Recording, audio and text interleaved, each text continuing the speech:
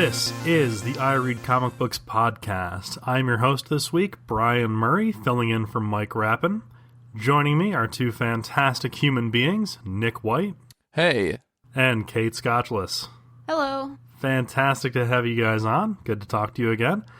And I guess let's launch right in. I'll ask you guys the question that Mike would normally ask you every week. How have you been? How have comic books been? Nick, looks like you have a lot to say. Let's start with you. Things have been good.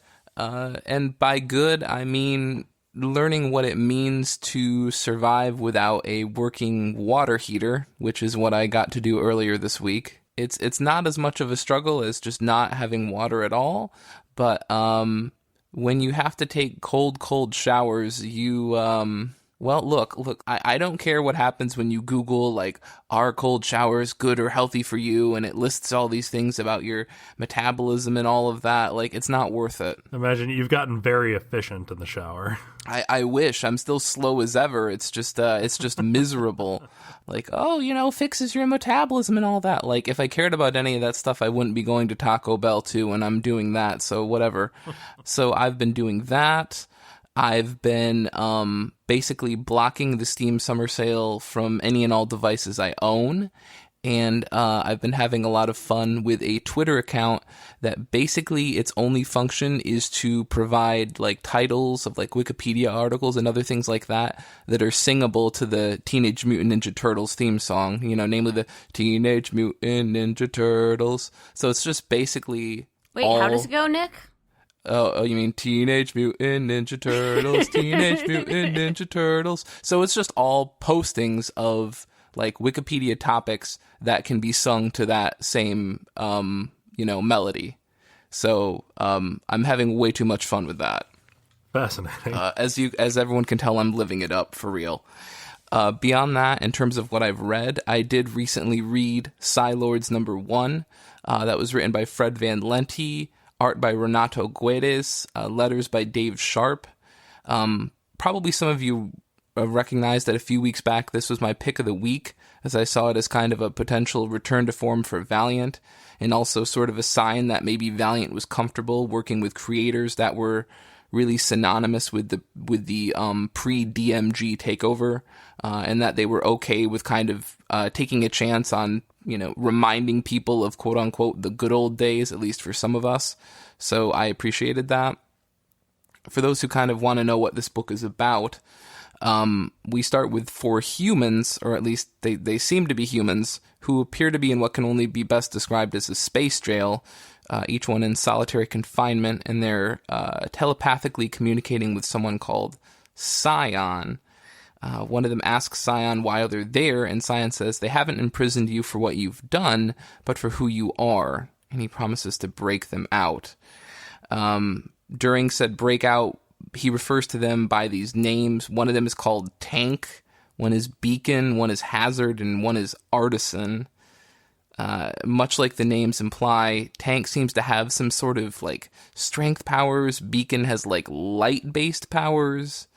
Artisan basically appears to be a Green Lantern who can do hard light constructs. And Hazard, I don't really understand. Maybe some cloaking abilities and like energy knives. It's not well defined, and I think as a comic book reader who has read enough superhero comics that you get kind of sick of like, oh, my name is Superstar, and I have laser powers, but only between the hours of 12 and 4. This is something I have learned. It's nice to have things that maybe aren't as clearly defined or a little bit nebulous, and not have those painfully like artificial conversations that we have in superhero comics, where it's basically a game of show and tell of like, what can you do? What can you do? So it's the expository meet cute sort of thing.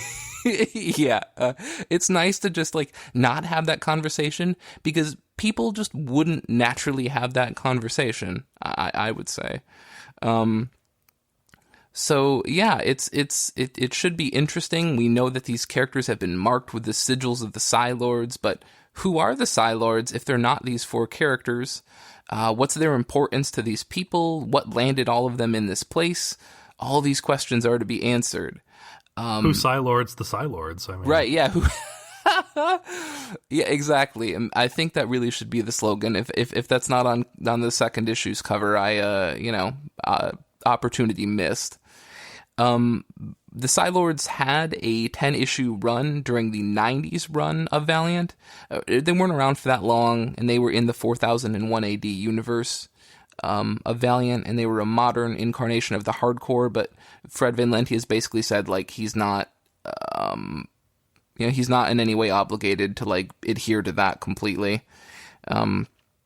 It's also a really good progression of Renato Guede's art. He's been a real rising star for Valiant. He worked on the Shadow Man reboot, and he worked on Harbinger Wars 2, he worked on Bloodshot Salvation. That was all last year. Like, this guy's huge. And I feel like his painterly style has actually improved. It used to be a little bit muddy and blurry. I feel like it's getting more clear. I feel like he's, it's still very painterly. It doesn't feel totally like sequential art, but he's being more careful in, like, the poses and the placing of characters, that I think it at least lends a better idea of what's going on. So yeah, that's pretty much what I've been reading. I mean, I read some Terminator, where, good lord, like, Terminator secondary objectives. If you want to talk about a Terminator book where, like, someone's takeaway from Terminator was, like, people stoically posing while, like, nude. Like, they were like, oh, that's the part of Terminator I want. Like, this book definitely gets into that, but it's Dark Horse, so it's them attempting to obscure nudity with everything from wires to cords to shadows to lightning to machines to seaweed. I'm not making this up. It's anything and everything. It's a goofy book. So that's that's me. Very cool. What about you, Kate? I have not been sleeping well. And so to remedy that, I went with Xander to go see Dark Phoenix. And I did take an expensive nap in the theater on accident. Oh, no. Which is, I think, the most searing indictment you can have of a superhero movie. That it was so not stimulating that I fell asleep about halfway through. Other than that, I have just wrapped up watching all of Orphan Black, and so I hopped into the Orphan Black comics, which pick up, I was hoping where the show left off, but so far I've only read one issue, and it's actually following the events of the first episode of the show, first episode season 1, but adds in some flashbacks to Sarah's childhood, the main character's childhood, so that it's kind of giving you more context for these things that we've already seen, which is an interesting idea. It was not what I was expecting or going for, so I wasn't that into it, but I'll probably keep reading the series. The co-creators of the show, John Fawcett and Graham Manson, have credits on the comics. I don't know how much of it they did, other than, like, basic story and character concepts and stuff like that. Jody Hauser actually has the writing credit, and Simon Kudransky is on art. So this is IDW from circa 2015 when the show ended. And I'd say if you are a media tie-in person, which I am to an extent, you will like these. It's quality on par with Firefly comics, at least this first one that I read. It is a little bit better quality than the X-Files comics, in my opinion. I'm not a fan at all of the art in those books. I just read them for the story. And then it is significantly higher quality than the Charmed media tie-in comics. Oh, God. Those are hilarious. And so this is... Well, that makes sense, because Charmed is also, kind of hilarious. Brian, are you trying to start a fight this early into the show? Yeah, I'm just letting it slide, Nick. At this point, yeah, Dad's not home. I'm starting shit. Okay, let's do this. Let's do this, Brian. Bring it. Okay, I did some sleuthing, and you can read volumes 1 and 2 of Orphan Black on Kindle Unlimited, and then the third volume is on Hoopla. And so that's how you read this for free. I mean, you do your free trial of Kindle Unlimited. Obviously, you'd have to cancel it. And then there was going to be a volume 4, but that arc was canceled midway through the singles due to low orders. So I don't know. I would assume that they're not going to actually publish that as a graphic novel form. Charmed is better than Buffy, I guess, is all I'm trying to say with this. And all right, well, this has been I Read Comic Books. Thanks, everybody, for coming on. Well, for me, I finally dug into my Star Wars TIE Fighter comics that have been building up. But building up, there were 2 of them that I had to read. I've always been a big fan of the spaceship combat stuff in Star Wars. I have 2 copies of each of the X-Wing books from the 90s. I don't know how or 2? when that happened. Yeah, man. It was just It was a wild time. I thought that I'd gotten rid of my copies, and then I found a full set of them at Schuler's Books in the used book section. Nice. So I dropped like $21 to buy them all again, and then got home and unpacked my boxes for moving, and there they all were again. So It's the best way to find something. It's proven. is to buy another copy of it. Absolutely. Yeah. So these are Jody Houser writing again. Nice. So Jody Houser double feature on this episode, I guess. Art by, and I apologize for my pronunciation here, Roge Antonio. It's a Brazilian Portuguese name, I think. And Josh Cassara on art. This book features a squadron of elite TIE pilots, insofar as any TIE pilot can be considered elite. Oh, sick burn. Get out of here, you rebel scum. They're teaming up to take on basically an admiral or a general, some muckety muck from the Empire, who went warlord on an outer planet and basically took control of his Star Destroyer.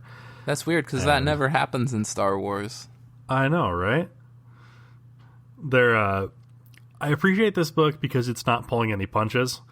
This is kind of a spoiler, but main characters do start to die in the second issue, which makes sense because they're TIE pilots, and they're basically flying around space in shoeboxes held together with string. Right. Look, Brian, you can say what you want, but I still stand by the fact that getting in a Y-Wing is the closest thing to signing a death certificate.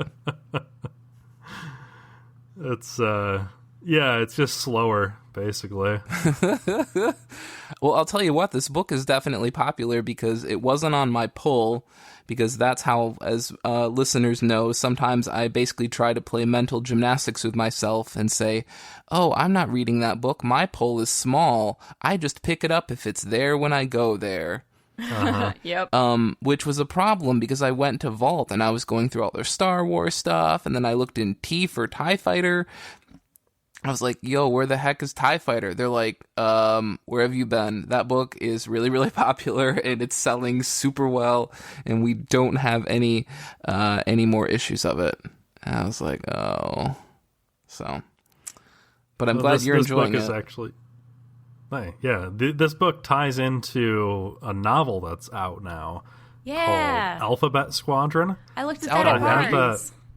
Yeah, I thought it wasn't going to come out until like August at the earliest, and then earlier this month I was on Google or something or Twitter and saw somebody talking about reading it, and yeah, it turns out it's already out. So it's on hold on the library's audiobook app for me because I can't actually read a print book anymore. Oh man. Well, I mean, I'm just happy to have a comic book that is Star Wars but does not have a Skywalker or a lightsaber to be found, unless of course such happens in issues 2 or 3. No, we are still 100% fewer Skywalkers. Okay. Well, we do still have 2 issues left in the miniseries, so we'll see. It's you never can rule them out entirely, but do we have Y-Wings getting blown up like fish in a barrel, or no? It was a TIE Fighter on TIE Fighter combat. Oh, okay. Yeah, it's like the room in Willy Wonka with just the big spinning fan at the top. It's like if you unleashed a flock of doves into that thing. Oh my goodness. Okay. Yeah. I'm game. It might be when it goes to trade or Comixology on sale, but yeah, I'm on board for this. Brian, do you find that Jody Houser does a good job on dialogue, making it feel accurate in those books? I think so. Yeah. That was the thing that stuck out to me in the Orphan Black comics that really worked well, was where some of the art didn't feel quite right to me. The cadence and speech patterns of the characters, especially ones with accents, fit perfectly. It was like exactly like show dialogue, which is, I think, a difficult thing for a lot of writers that get tasked with these type of media tie-in books. For sure, yeah. And I don't know if that's just because she does a lot of them or she gets a lot of them because she's good at that, but I really appreciate it. I mean, she certainly gets a lot of them. That Yeah. Yeah. There's no debating that. Good Lord, yeah. Yeah. She's busy. All right, well, let's go ahead and move on to our comic picks for next week. Comics come out this week on Wednesday, July 3rd, 2019. And let's start with you, Kate. What are you picking up? I'm looking for Coda Volume 1, which collects issues 1 through 4 of the series from Boom. It's written by Cy Spurrier with art and colors by Matthias Bergara. Do we think I'm saying this correctly? Oh, that sounds right. It feels right. It feels right in my heart. Please correct us on Twitter, people. I say us because this is your mistake too, Brian and Nick. Anyway. Yeah, I mean, we're hosting you, so we're responsible for you. Perfect.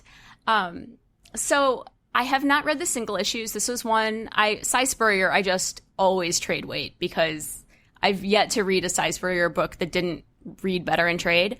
And it's pitched as being a Mad Max / Lord of the Ring-esque broken fantasy world, which sounds right up my alley. And there's been like an apocalypse which wiped out nearly all of magic from once like very fantastical world. And so this former bard is wandering around looking for a way to save the soul of his wife. And he's accompanied by this mutant unicorn, which is a delight if you read the preview pages. But he gets drawn into this power struggle for the rule of the wasteland, which of course you would, because what bard doesn't get drawn into a power struggle for a world, right? So I think this is going to be great. It has beautiful, bright, trippy art. Cy Spurrier, which I think you either like or don't like his writing, and I fall squarely into really enjoying his writing camp. I think he does an amazing job with world building, which this is obviously going to tap right into that strength. So I think it'll be great. I was very excited when I saw it was only $15 from Boom, and then realized that's because it's only 4 issues, which is a bummer. I wish everyone did $10 volume 1s like Image does. I wish Image would stick to their $9.99 like Image used to, yes. Yeah, wait, do they have number 1s that aren't $10 now? Oh, yeah, and I don't know really what the rules are. I haven't gotten those.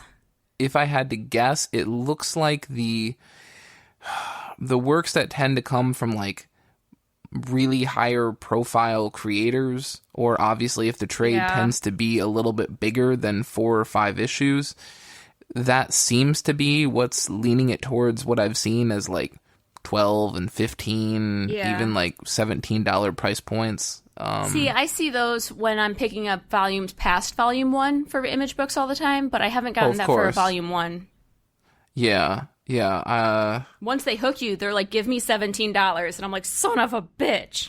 Right. I think they've forgotten how the whole, like, drug dealing model works. Right. But, Exactly. First hit's free, people. Come and get your Wickdiv.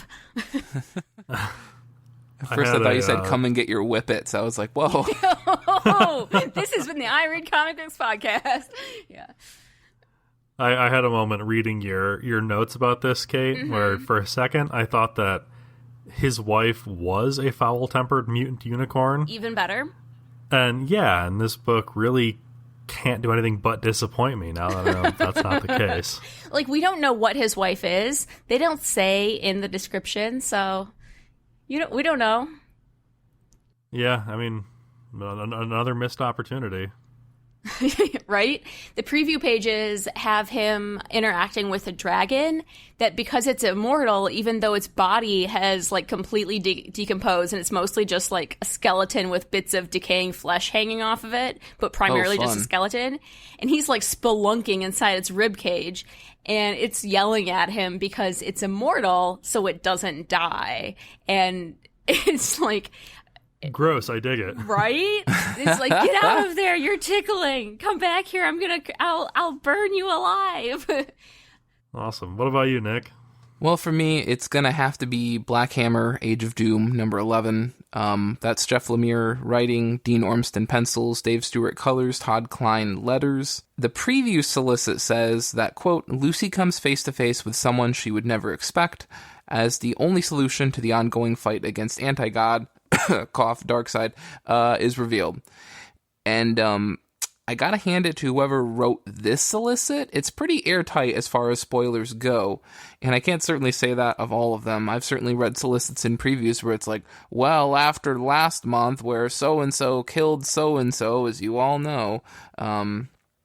Yeah, this was pretty airtight, and, thank goodness I'm here to go ahead and clumsily fumble through the minefield of potentially not revealing things. Just kidding. I'm going to be real careful. I guess the best way of tiptoeing around this is that we're still recovering from the reveal regarding the farm not being quite what people thought it was, which is something we covered almost from the very beginning of Black Hammer. Calm down, people. If you've read, issue 1, you know that things are a little bit weird and odd on the farm. So after the reveal at the end of Arc 2, we're still kind of recovering from the interesting little plot line that Jeff Lemire injected. Following that, all I can say is it's a lot of fun. He's playing around with some interesting tropes from comics that we've seen for different story arcs, and basically, if this sounds like a whole lot of word salad, it's just me desperately trying to not ruin a book that I guess a lot of people really enjoy. So, you're welcome, I suppose. What about you, Brian?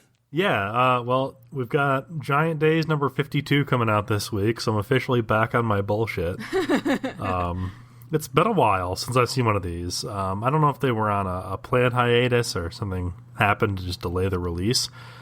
But the last issue ended with a real emotional gut punch.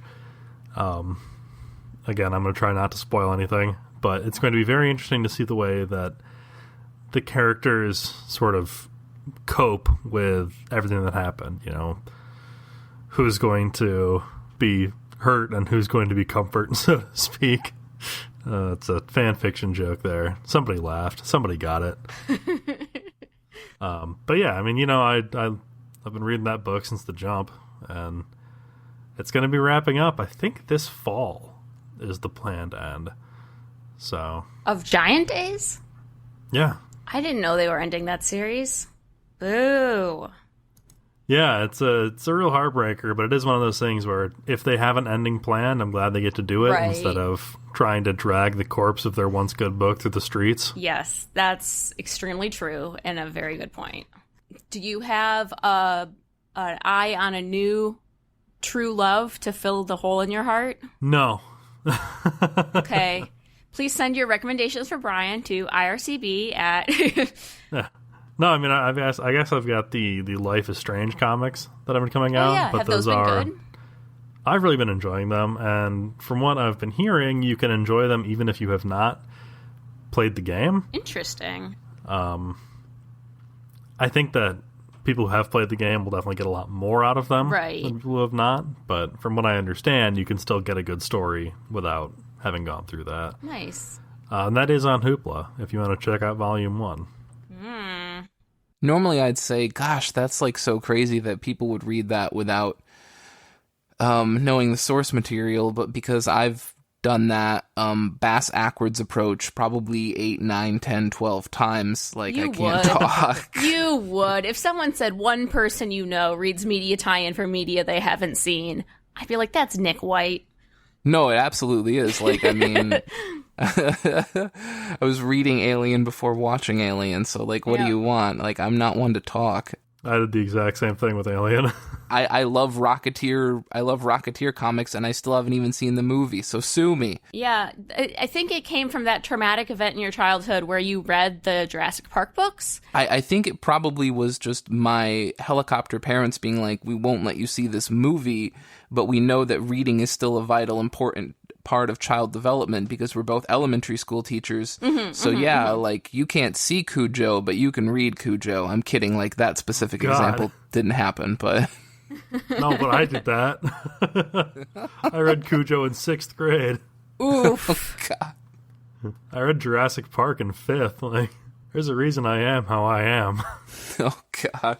I need to read Jurassic Park. Not the movie novelization, but, actually go back and read the original Jurassic Park books. That's good. Feel like I really missed out on that. I was real into the Dinotopia books, which is like what normal, healthy children I think were reading at that time, Brian. But yeah, probably. I just wanted my own soul-matched dinosaur is the thing. Then you grow up and you realize the world is full of disappointments that include not getting a dinosaur. Not getting a dinosaur, not getting a miniature dog-sized woolly mammoth, which I was promised in Madeline Ingle books. You know, it's been a long time since I experienced joy or wonder, and now I just fall asleep during Marvel movies. But the thing is I was at the bookstore the other day, and I saw the novelization of The Killing Joke, and not of the comic, but it's there's a comic that a movie was based on, and then they did a novelization of that movie, and it was stopped. Of the animation? Apparently people buy it. I don't... yeah, it must be, right? But it's not of the comic. It's very specifically of that. And they have the same thing for Suicide Squad, which like makes it slightly more sense because it's its own storyline, I think. I don't really know anything about the Suicide Squad movie. It's not based on an original singular book, correct? Yeah, so if you want, you can go buy the novelization of the movie of The Killing Joke. I felt that like a cold hand around my heart. Right? It was like a necrotic hand. Boy, that's weird. Okay, all right. Listeners out there, if you've happened to read the novelization based on the animated film based on the graphic novel, please let us know. Based on the novel Push by Sapphire.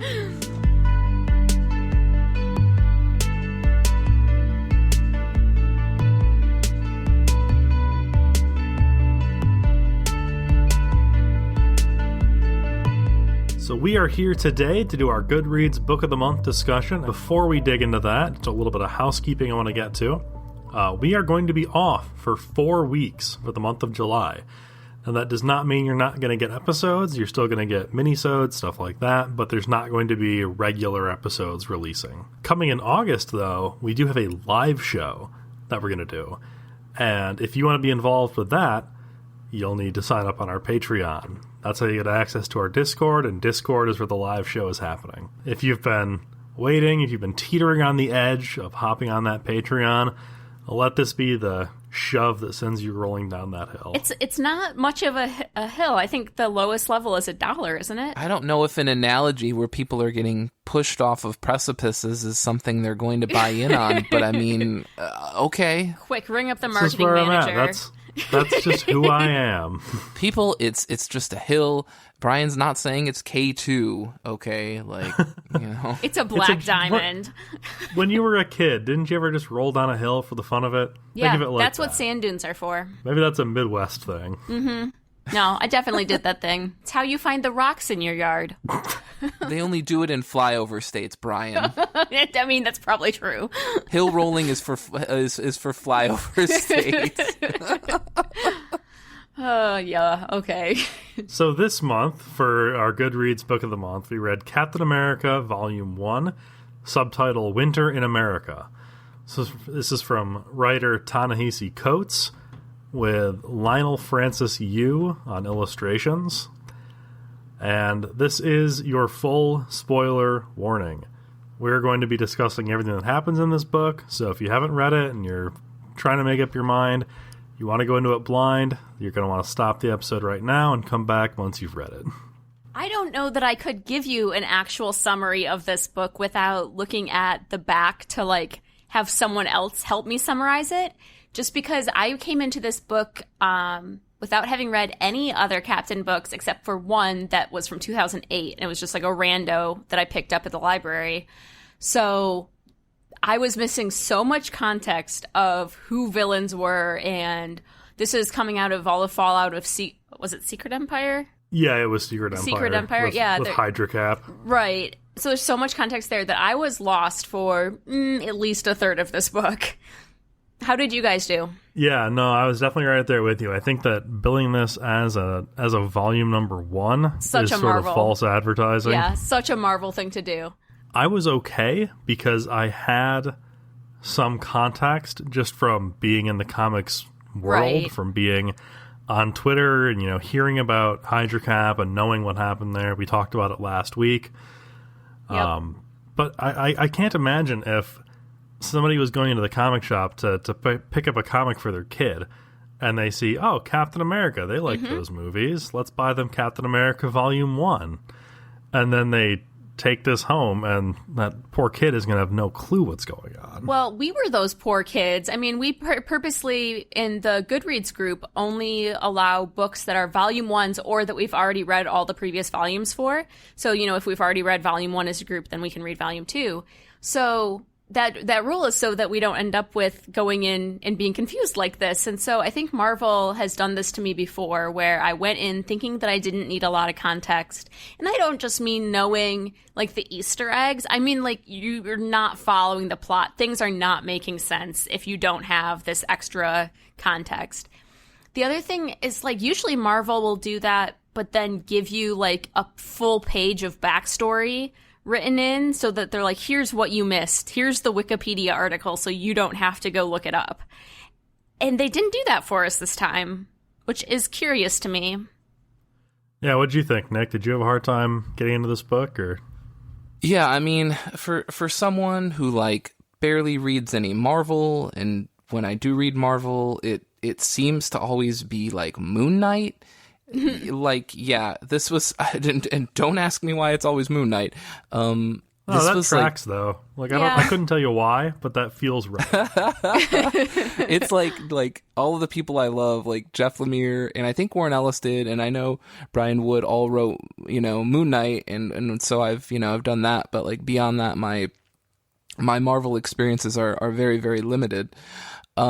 Yeah, like rolling this book out of Secret Empire, which of course, like, not even approaching all of the controversies and confusion and just approaching it from just being this very, messy event that I think confused and upset a lot of readers, like trying to bring on new readers with that like looming in the background was super, super, super, super weird. But I think probably the thing that I just want to talk about, and I mean, I guess there's maybe no better place than now, just while we're kicking off this book, that I think really, really upset me is, where is the colorist attribution in this book? Yeah, that's weird. I was like, does that mean that the artist colored it? Or does that just mean that they had some person not get credited? See, that's what you would think, right? Yeah. But when that happens, normally when that happens, and I'm sure you know this, I know a lot of our listeners know this, you get a credit usually of artist instead of penciler. If you're doing your own inks, if you're doing your own colors, you get artist, maybe you get illustrator. But you get a credit as penciler, and then below that you have Jerry Alan Guilin with Lionel Francis Yu inking, so he's self-inking, and then he has someone else helping him. And then they have the letterers listed. There's no colorist attribution. Now you can go down to cover art, and you can see that you worked with Sunny Go on the cover, and if you want to go over to Comic Book DB, or if you want to go over to fucking Marvel.com, apparently they have no problem listing Sunny Go as the colorist. But that's entirely too much work for somebody to have to do. Like, Go should get credit for their work. It's bullshit. Yeah. I mean, you can say, Nick, if you flip it onto the back of the cover, there's his name in very small print listed with everyone else at the bottom. But it's not an attribution. As much of making colors are as much of part of making the comic as the pencils. Yeah. Oh, we had to sacrifice something to get Coates' name up there in 5 times the size print as the other ones. So I really like his writing. I've read some of his novels and really enjoyed them. I am on board with his message. But for me, reading this comic was very much still reading a comic that is actually being written by a prose writer who hasn't adjusted to the medium yet. And that's kind of surprising because I think he's written quite a lot of Black Panther comics at this point. Hasn't he? Didn't he do several volumes? I know I've read at least 2 volumes that he's written. And so he's been writing comics since 2016. Yeah, maybe this is just his forever comic style, but it feels like someone who's used to not utilizing the art in a book to tell the story, that is used to using exclusively words and so many exactly words. Right. Yep. Yeah, you hit the nail on the head. I think I have the exact same thing in my notes. I know this issue has come to a head a lot, I think, in recent shows, and it should, but like I'm sick of comic book writers getting a real elevated sense of billing on a book. Mm-hmm. And I'm not even talking about, Ta-Nehisi yet, not even talking about other celebrity prose authors or people like J.J. Abrams. We don't know how that's going to play out yet, but I think he obviously falls into that same celebrity author category.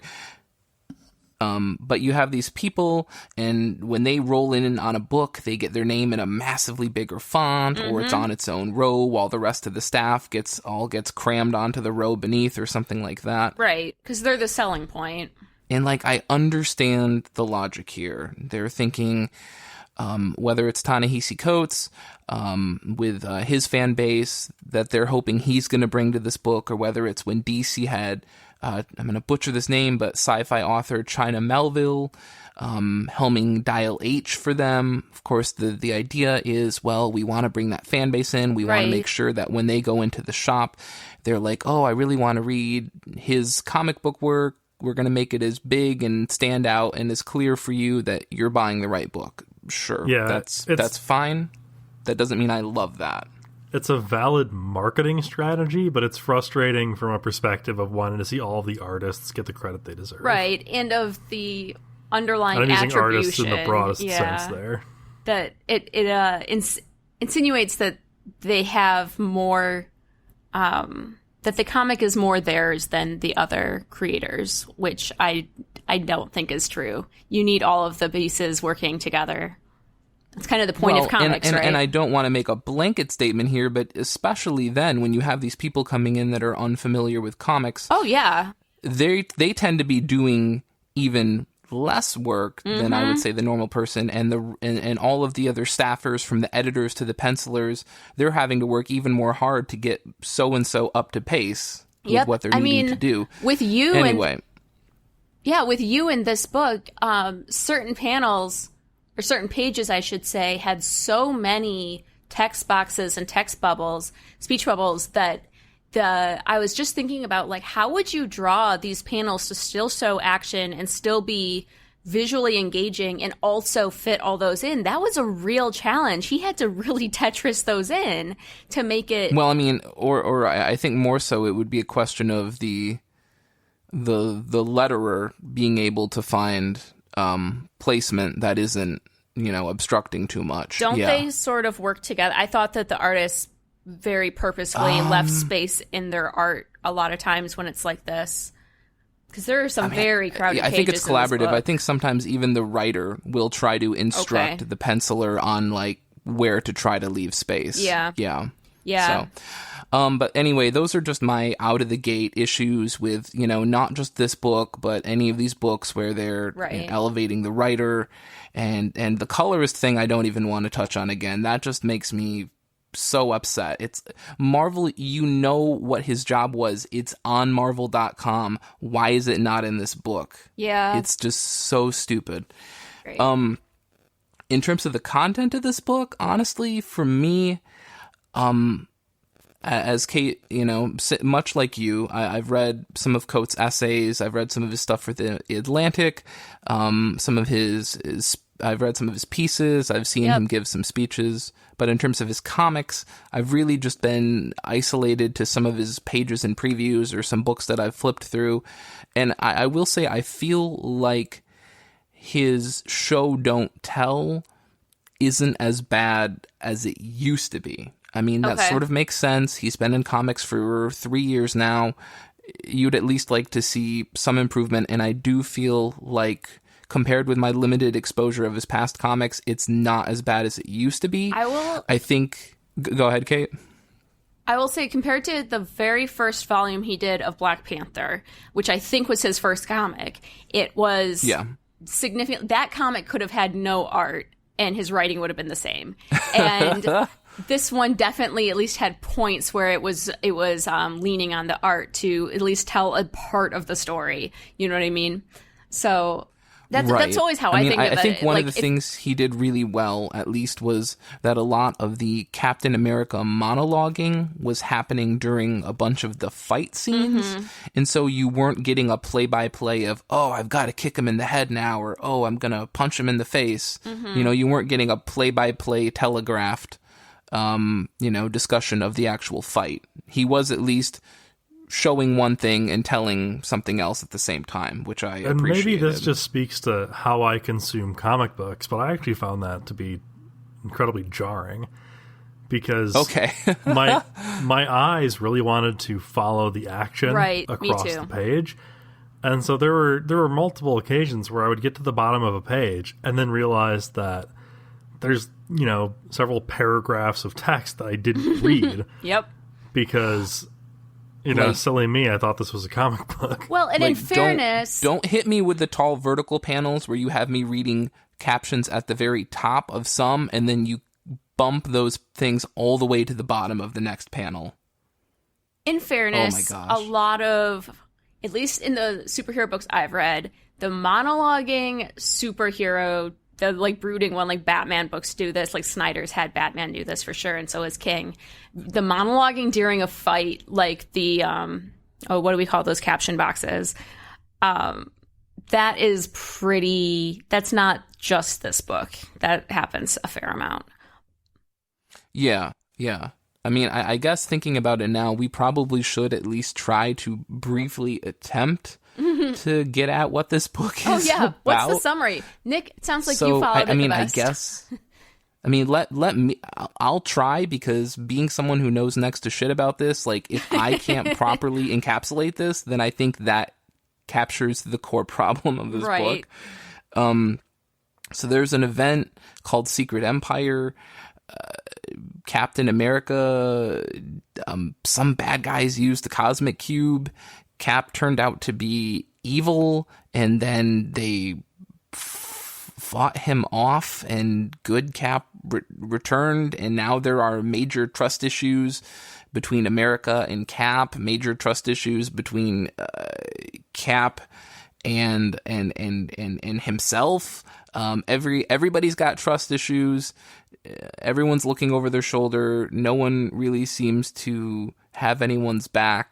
That's this book.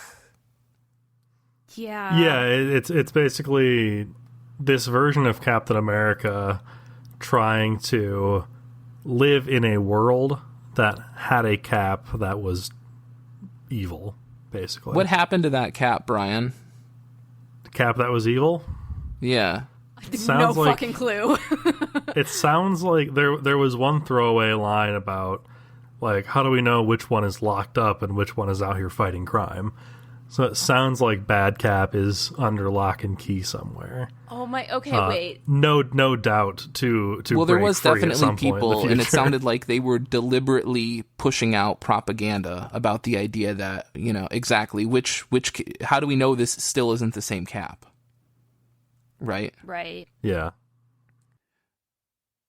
I mean, I will say that I think there's a lot to read into this book about the power of co-opting and remaking imagery for your own means.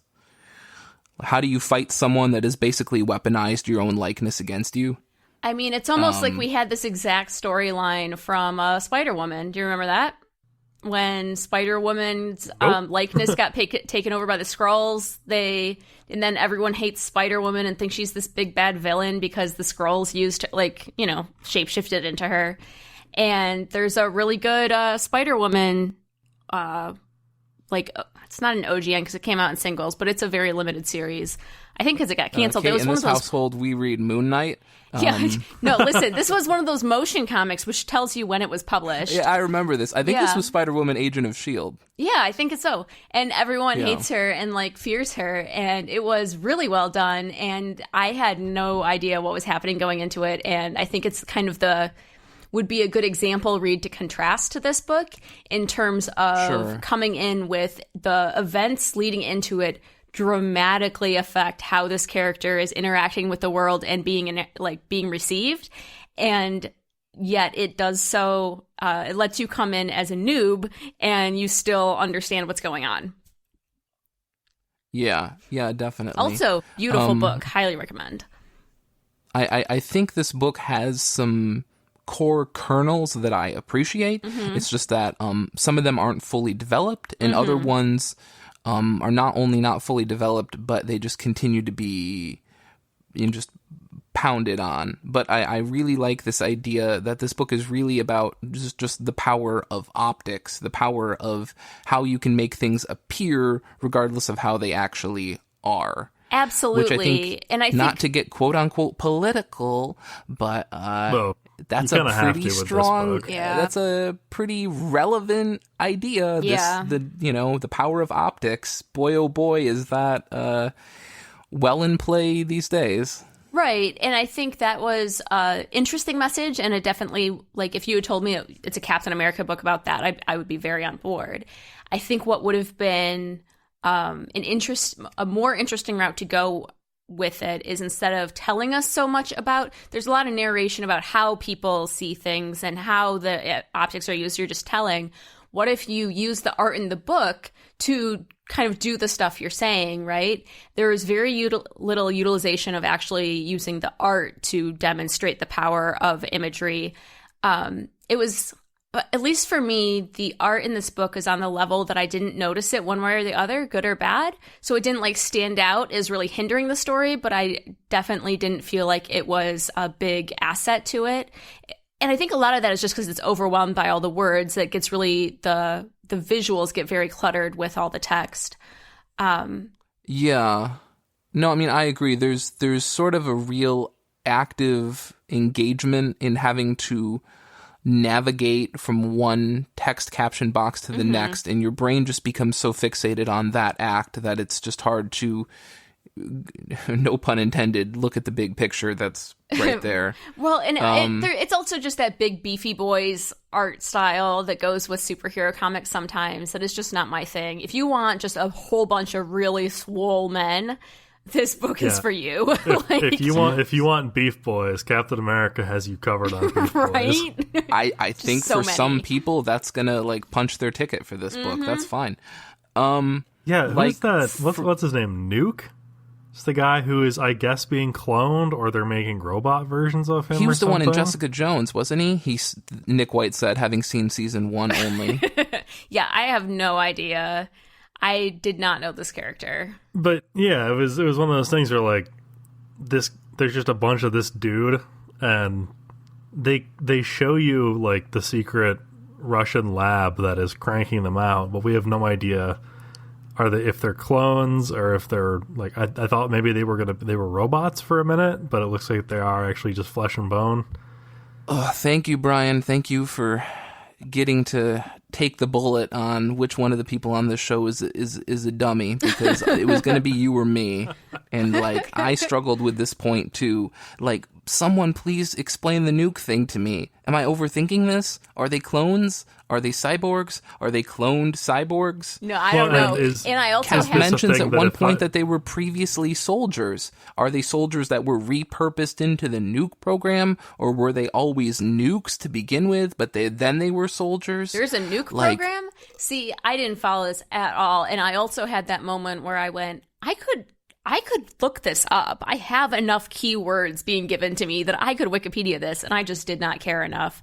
And, I've been reading a lot of You shouldn't have to. Well, you shouldn't have to, but that was also the level, I think for me, I just read a bunch of X-23, and so X-Men always has characters that I don't recognize, right? And then your level of enjoyment of the book, it kind of determines how much you feel like Googling, right?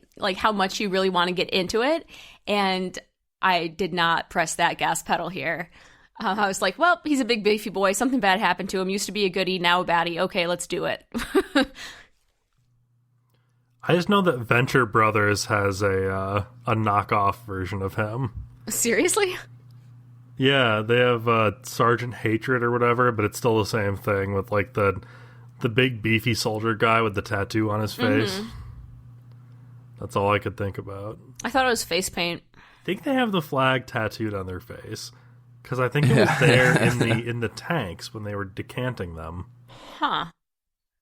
Good times. I mean, I actually somewhat enjoyed Lionel Yu's art. I think for being a high-profile like them book, Beefy Boys.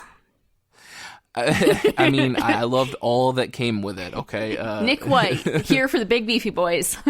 I'm here for the big Beefy Boys, please. I actually really enjoyed it. Like, for a high-profile book with a high-profile author about a popular character that was only made more popular because of the MCU. Right. It also happens to be a new #1. I think there was I think they could have had a real justification with this book of going with a super house style artist, like a very, very safe house style Marvel capes artist. And I think Yu is house style in some regards, but I feel like he's enough of a twist on it. He's enough of his own man, so to speak. There's enough of a flair there that separates it from being a lot of that just indistinguishable one artist from another. This is how Cap should look. This is how Spider-Man should look. I feel like there's enough of him there that if I were to go and come across another one of his books, I would probably be able to identify his work as him. And at least on that level, I appreciate that. I appreciate that Marvel was willing to take somewhat of a risk and go with someone that's not exactly super conventional with their aesthetic.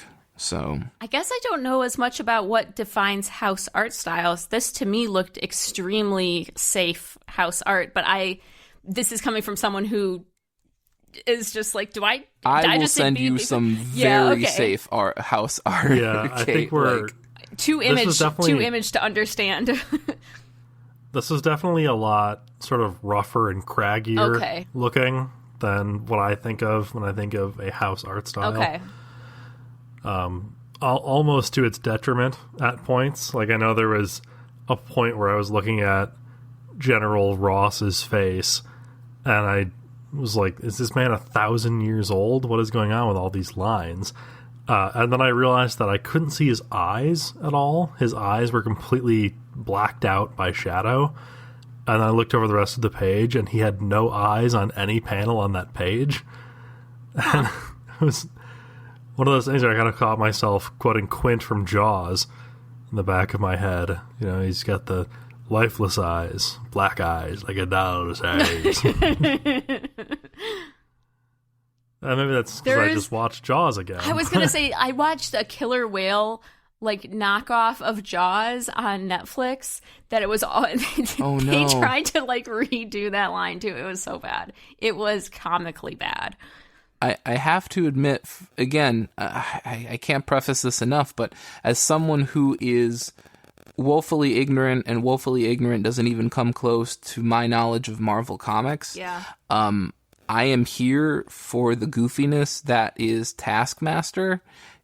He basically looks like Skeletor on HGH. Yeah. Showed up out of nowhere, had no lines, got his ass kicked, and then was They're gone. like, he's one of the hardest ones ever. I'm going to beat him in 2 pages. Whap, whap. Now here's the bigger, badder baddie. This is what it's about. Whap, whap. Now here's the real one. And then the book ends with but that wasn't the real one. And I'm like, oh my God, this is why I don't read capes. Yeah, I mean, I love that, Cap is like, oh my God, this guy's the scariest guy. Here's the Iron Fist style. Here's the Spider-Man style. And I'm like, you're trying real hard to sell this guy. I get it. That's okay. You don't have to.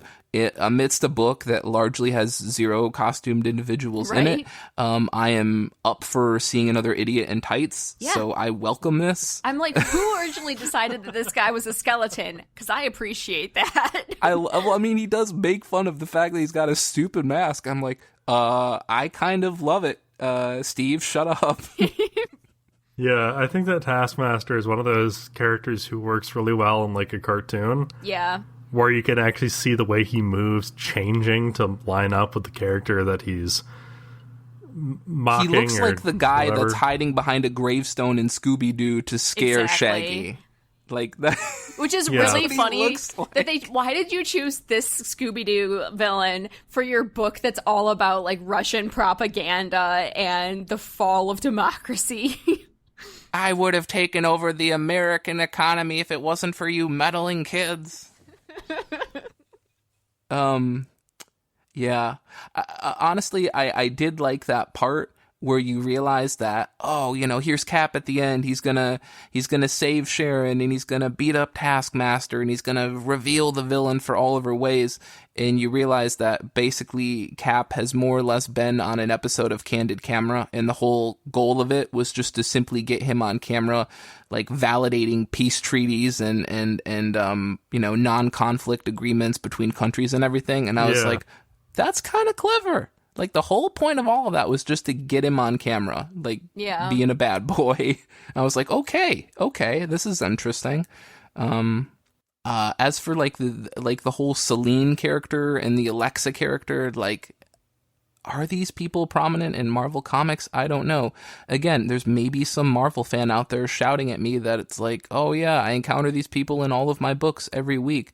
Except maybe not, because I knew we were fucked the moment they were like, Alexis, like, don't you remember me? You killed my husband. And there's an editor's note, and it's like, yeah, this happened 11 years ago right? in Captain America 50-something. Right, and we like, get a note about that, but not about the things that are, like, from, like, an arc ago.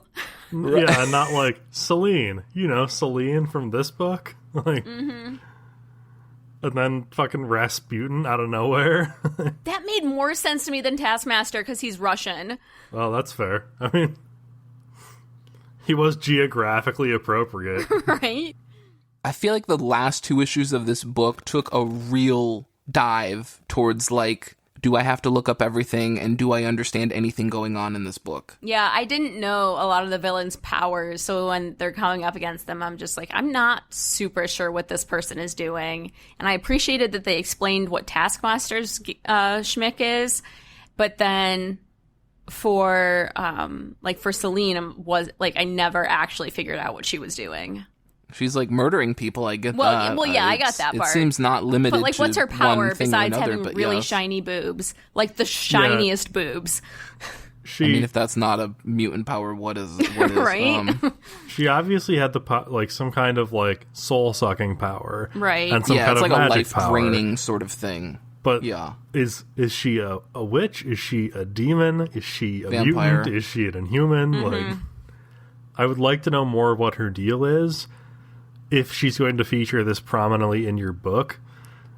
But I'm not willing to go out and Google other shit to help me understand this. Like, maybe that's laziness on my part, but part of me feels like if the book is going to include a character, they should include everything that you need to understand why that character's there. In terms of a volume 1, absolutely. Yeah. Yeah, especially, yeah. And not only that, but being a volume 1 about such a popular character that has become very popular outside of the comic book fan base, right. And the fact that you're trying to bring in an outside audience with this celebrity author, this Absolutely. goes above and beyond the new reader friendliness of a new number 1. This has a higher bar, I think. This book is new reader actively hostile. Yeah. Yeah, exactly. Like, what was that shit about Red Skull at the end? Like, right? I was did her so husband confused. used to be Red Skull?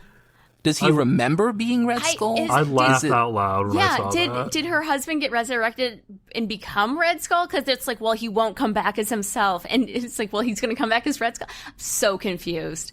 Like, is there a fear that he was Red Skull and that he sort of remembers being Red Skull, and the implication is that he's going to return to being Red Skull once more? My theory is, because I think Rasputin's something about him not coming back alone. And so I think that the Red Skull hitchhiked on his soul from hell. That was my take. Okay. Sounds like you two should write for Marvel Comics. It sounds like you guys have got it figured out. I mean, this was a plot point in Charmed, the original series, so... Oh, God. We're really back, huh? We came full circle. We're back. We've came full circle, and honestly, this feels like a good place to, I think it sounds like our basic summary of this book is, there was a lot of reading, and we didn't fully understand. Back to Image. Yeah. I mean, yeah, I obviously, Ta-Nehisi Coates is a guy who tends to write a lot on, I don't know, I guess you could say socio-political commentary regarding current events. if you read this book, you're going to find some of that. But if you're showing up for this book exploring those ideas, I think you're going to find they're not as well developed as you would like them to be. So even, I think that's maybe a fair way of putting that. If you're here for that stuff, I think you're going to be disappointed. Right. And if you're here because, I don't like politics in my comics and oof, this whatever, is not the book for you. then I think even as like just an action book, like the flow, because of all of the words and the panel placements and whatnot, I think those people are probably, if you're just reading it just for that, which I mean, whatever, I think those people aren't going to really maybe thoroughly enjoy this book either. Yeah, it's worth noting we normally are roping in our Goodreads comments from people on our Goodreads discussion thread, and we didn't get any comments this month for this, so I don't know if that means no one was interested in picking it up, no one had much to say about it or finished it, but that's why we're going solely based off of our feelings, and my guess... Off of what these three chuckleheads have to say. Well, these three chuckleheads, my guess is a lot of people read the first issue or two and were lost. But that is pure speculation based on my own experience. That if I wasn't reading this to discuss it today, I don't know that I would have finished the volume. I probably would have dropped off after issue 2 or 3. Yeah, and so I think we're going to wrap there because we are running out of tape. So... yeah, anybody have final closing thoughts? Any last thing to say? Any last brief thing to say? Sure. I like Captain America. He does have America's ass, and I prefer him 100% prefer him at all times in team books. I think his character is way more interesting when he's interacting with characters that are also powerful and have different viewpoints from him, that are all trying to do the right thing but have maybe different opinions of what that is, circa like Civil War. I really like him in contrast to like a Tony Stark character or a Captain Marvel. I find that just a much more interesting use of his character than on his own in solo books, where he tends to just be a lot punchier and also a lot more prone to monologuing, which is just not as interesting to me as two characters interacting. So that's where I'm at with this book. It made me want to go back and reread team books that I've read with him, because I've read a fair amount of Avengers books. And I went, yeah, I like this character, just not on his own. How about you guys? For me, like, I think I've talked about on the show before how I think if you're only reading terrible issues, which I guess isn't most people, but if that's you for some reason, or you're someone who only likes to read critical 10 out of 10, perfect masterpieces, new, top 10 graphic novel of all time, I think that there's I don't take great enjoyment in that. I think it's worthwhile every once in a while to read something that's not absolutely terrible or not absolutely like perfect, but to read something that is promising, but has flaws that you can sort of... I feel like a book like this is great in that you can examine it, you can see what someone was trying to do with it, there are positive things going on there, but maybe something else is standing in their way. Maybe the art is good, but the captions for the lettering aren't put in great places. Maybe the political message is worthwhile and it's valid and it's worth hearing, but maybe it's repeated too much, or it's not explored beyond a surface level. I think it's worthwhile to be able to have books like this, because being able to critically engage with them, they allow themselves to be, critically engaged with, because there are promising things there, and there are things that are maybe holding the book back. So in that sense, I appreciate this book. I appreciate what Coates was doing. I think there's potential for growth, and maybe with Volume 2, some of these messages won't be either too simplistic or too repetitive, but will be a little bit more in depth and not as hammered in or hammered down upon. So I guess I would say that's my take there. I think there is promise here. I think there's room for improvement. Yeah, but I have no problem with Coates exploring the modern socio-political landscape within this book. I just wish maybe that it was less heavy. It offered more layers, Yeah. Yeah, I mean, I felt the exact same way you did, Nick. I thought that there are good bones here. There is a good story being told, but I don't think that it was successfully translated into the comic book medium at the end of the day. Yeah.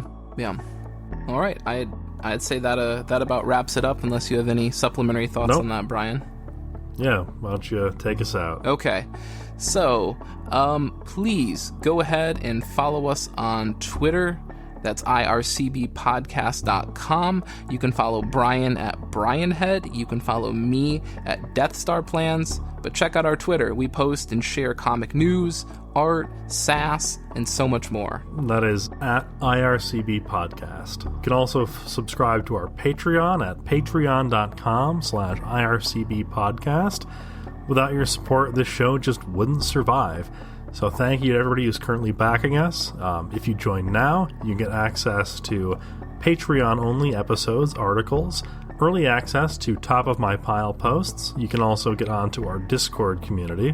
We also have a Goodreads group, a lovely community of comic book friends and weekly threads. If you want to nominate books or vote on our book of the month, that's the place to go to do it. You can also check us out at ircbpodcast.com, where you can find our comic book career pronunciation guide and a whole bunch of merch. Please rate, subscribe, and tell your friends about the show. If you haven't rated us, why not? We have 208 episodes. We should have 208 reviews. This is what Mike has been telling us, and I don't know that he's updated this number. So, Mike, listen, if there's been 209 now, I'm sorry. I'm sorry, baby. I can't wait for you to get back. We miss you, Dad. Please email the show with comments, questions, whatever else you want to do at ircb@destroythecyb.org. That's like cyborg, but with a dot in the middle. Infinity Shred is the best, and they do our music. Xander is a wizard. He also edits the show. He also used to live 2 blocks down the street from me, and we also used to play Final Fantasy Crystal Chronicles together all the time. I miss those days. Xander, let's get together and make a new party. Thank you again for listening. We really, really appreciate it. And until next time, comics are good, and so are you.